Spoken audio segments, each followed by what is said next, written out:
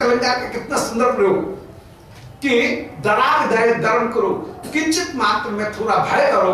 अरे अबलाओ, तुम्हारा यहाँ पर रहना उचित नहीं है। अबला कहकर के दिखला रहे हैं कि यदि अभी कोई भय उपस्थित हो गया तो क्या करोगी, क्या करोगी।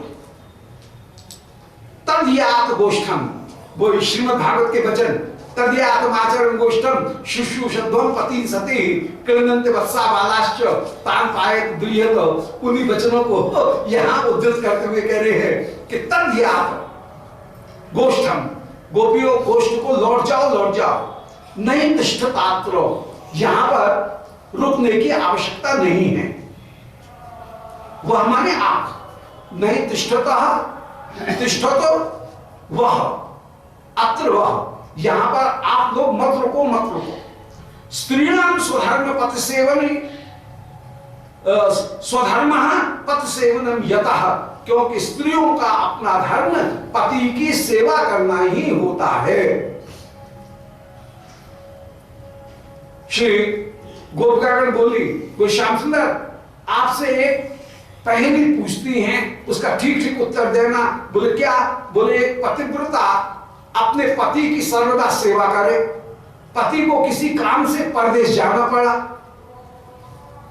वो पतिव्रता पति से बोले कि मेरा तो नियम है, मैं बिना आपको भोजन कराए भोजन नहीं करती हूं, तो मैं तो भोजन करूंगी नहीं, तुम जा रहे हो तो जाओ। पति बोले अरे बाबरी ऐसा मत करना, अरे कोई छोड़ करके थोड़ी जा रहा हूं, काम से जा रहा हूं, परिवार के काम से जा रहा हूं, जल्दी आ जाऊंगा, तू भोजन त्याग मत करना। बोले मेरा नियम, बोले नियम की रक्षा का एक उपाय करता हूं, मैं अपनी एक मिट्टी की मूर्ति बना करके तुझे दे जाता हूं, उस मूर्ति को भोग लगा करके फिर भोजन कर लेना। हो गया ना तेरा नियम पूरा। मूर्ति में और स्वरूप में कोई अंतर तो है नहीं, मूर्ति तो है नहीं, वो तो स्वरूप ही है। मैं अपना एक स्वरूप, एक अर्चा विग्रह तुझे दे जाता हूं। साक्षात विग्रह में अर्चा में कोई अंतर है नहीं, उस अर्चा को भोग लगा करके तू भोजन कर लेना। श्याम सुंदर एक दिन वो अपने पति की सेवा कर रही थी, उसके पति जो हैं उनको भोजन की तैयारी उनके सामने लगाने के लिए बैठी थी, उनको भोजन कराने के लिए तैयारी कर रही है। इतने में ही उसका पति आ गया, पतिव्रता का, और उसने केवल खटखटाए कि द्वार खोलो, द्वार खोलो। अब उस पतिव्रता के सामने बड़ा धर्म संकट उपस्थित हो गया है कि पति सेवा का त्याग करके उसको कहीं जाना चाहिए कि नहीं जाना चाहिए, वो पति सेवा का त्याग करे कि न करे। श्याम सुंदर हंसे, बोले अरे जब साक्षात पति आ गया है तो प्रतीक पति की पूजा करने की क्या आवश्यकता, उस मूर्ति को उठा करके कहीं बुखारी में ऊपर रख और जो साक्षात पति है उसकी सेवा कर। बोले यदि ये बात है तो आप ही तो हमारे साक्षात पति हैं, इसलिए हम आपकी ही सेवा करने के लिए यहां पर आए हैं। श्री श्याम सुंदर कह रहे वही घटना यहां पर योगित उद्धृत है कि तद्यात गोष्ठम, गोपियों गोष्ठ में लौट जाओ। नहीं तिष्ठत अत्र, यहां पर मत रुको, क्योंकि स्त्रीणाम स्वधर्म पथ सेवनम गतः, स्त्रियों का धर्म पति की सेवा ही यतः माने बताया गया है।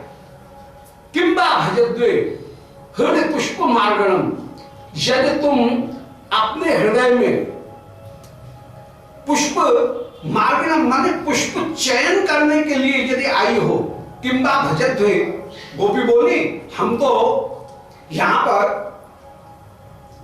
पुष्पों को बीनने के लिए आई हैं। श्याम सुंदर कह रहे हैं दृष्टम वनम कुसुमितम, गोपियों ने कुसुमित वन से दृष्टि हटा करके आकाश में चंद्रमा को निहारना शुरू कर दिया। श्याम सुंदर बोले अरे यहां पर चंद्रमा को क्या देख रही हो, चंद्रमा तो तुम्हारे अपने घर की छत से भी दिख जाएगा, अपने घर की छत से देख लेना।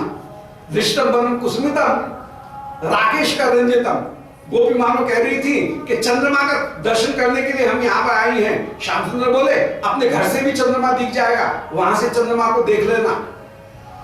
श्री गोपिकागण चंद्रमा से दृष्टि हटा करके यमुना की लहरों में चंद्रमा का जो प्रतिबिंब पड़ रहा था उसको देखने लगी। बोले ये शोभा घर से थोड़ी दिखेगी, वो तो यमुना में दिखेगी। यमुना अनिल लीले जल, यमुना में अनिल से लीला एजत कांपता हुआ जो चंद्रमा है उसका दर्शन कर रही है, यमुना की लहरों का। श्याम सुंदर बोले ये लहरें तो आती रहेंगी, अरे कोई लहरें बंद होने वाली है क्या? हमको बहुत देर हो रही है, हमको अपने अनुष्ठान को पूरा करना है, अपने पुरस्चरण को करना है। गोपिकागण तब पल्लव शोभितम, उसे वृक्षों की शोभा का दर्शन करने लगी। श्याम सुंदर कह रही है, बोल गोपियों ये रूख कब तक देखोगी? वृंदावन के वृक्ष तो यहाँ पर यूं ही खड़े हैं, तुम कब तक देखोगी? जाओ जाओ तद्यात माचरम, इसलिए तद्यात गोष्ठम, माचरम गोष्ठम, जल्दी से गोष्ठ को लौट जाओ, लौट जाओ। तो किंबा भजध्वे हृदय पुष्प मार्गणम, मार्गण स्प्रहा प्रहाम, तुम अपने पुष्पों को ढूंढने की स्प्रहा को यदि यहां पर ढूंढ रही हो तो गोपियों वो भी उचित नहीं है। ये निष्कुट एक शेष्यति, उस शोभा को तुम घर में ही देख लोगे। और श्री श्याम सुंदर के वचनों में जैसे प्रार्थना थी, ऊपर से उपेक्षा भीतर से प्रार्थना, ऐसे ही श्री राधा रानी के वचनों में भी ऊपर से उपेक्षा और भीतर से यहाँ प्रार्थना। कृष्ण वेश धारिणी श्री राधिका के वचन में ही वो ही प्रार्थना भी प्रकट हो रही है कि किंबा भजद्वे हृदय पुष्प मार्गणम, बोल गोपियों हृदय माने हृदय में, पुष्प मार्गणम, मार्ग कहते हैं बाण, पुष्प मार्गणम में श्लेष अलंकार, पुष्पों को चुनने के लिए ये एक अर्थ था, पहले किया जा चुका है। अब दूसरा अर्थ पुष्प मार्गणम माने पुष्प के मार्ग माने बाण, तो पुष्प बाण माने कामदेव, कामदेव का एक नाम है पुष्पबाण। तो पुष्प मार्गणम, यदि तुम कामदेव के लिए यहाँ पर कामदेव की स्पृहा रखती हो तो गोपियों अयम निष्कुट एव शेष्यति, हे प्रियागणों मैंने अपने हाथ से निष्कुट की रचना की है, कुंज मंदिर की रचना की है, आप पधारो पधारो। ये छिपे हुए वचन, ऊपर से उपेक्षा भीतर से प्रार्थना में जो वचन है वो प्रार्थना में वचन श्री श्याम सुंदर कह रहे हैं। दोबारा तद्यात गोष्ठम, गोपी जल्दी घर से चली जाओ, नहीं तिष्ठतात्रो, यहां रुकने की जरूरत नहीं है। वह माने आप लोगों को स्त्रीणाम स्वधर्म पथ सेवनम यतः, क्योंकि स्त्रियों के लिए पति की सेवा ही सबसे बड़ा धर्म है। किंबा भजद्वे हृदय पुष्प मार्गणम स्प्रहम, पुष्पों को चुनने की स्प्रहा जो आपके हृदय में है उसको यदि भजद्वे, उसका यदि पालन करने के लिए आप यहां पर आई हो तो इयं निष्कुट एव शेष्यति, इस पुष्पों को देखने की, पुष्पों को लेने की जो स्प्रहा है वो तो आप अपने घर के बगीचे में भी प्राप्त कर सकती हो, इससे लौट जाओ। ये तो कहा उपेक्षा में, और भीतर से प्रार्थना छिपी हुई है कि गोपियों मैंने सुंदर पुष्प मंदिर सजाए हैं, कुंज सजाई है, उसमें कृपा करके आप पधारो। इति तदुदितम, ऐसे श्री श्याम सुंदर के वचनों को जिसमें सुना उस समय में गोपिकागण अपूर्व अपूर्व उत्सुक होकर के विराजमान हो गई। अब उत्सुक होकर के जैसे विराजमान हुई तब श्री श्याम सुंदर इनकी विरह दशा को देख करके एकदम जैसे रीझ जाएंगे, और रीझ करके जैसे इन प्रियागणों को ग्रहण करेंगे, ऐसे ही श्री किशोरी जी बंशी बजा करके मानो ये प्रयोग सत्य करके दिखा रही हैं कि अरे सखी तू ही बता ये बात सत्य है कि नहीं।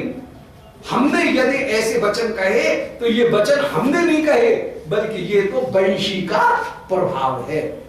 और ऐसे जब वचन हो रहे हैं तब श्री प्रिया जी के साथ में श्याम सुंदर का सब सखी गणों का उस समय रात्र लीला में महारास प्रारंभ हुआ। पहले मिलन हुआ, मिलन होने के बाद में अब महारास में श्री प्रियालाल दोनों के दोनों आनंद पूर्वक पधारेंगे। उस रास लीला का रात्रिकालीन जो लीला है उसमें महारास ही है, तो महारास की जो लीला है उस महारास की लीला का ऐसे गायन करते हुए विराजमान होंगे, हो रही है। बोलो श्री वृंदावन बिहारी लाल की जय। गोविंद जय जय गोपाल जय जय गोविंद जय जय गोपाल जय जय श्री राधा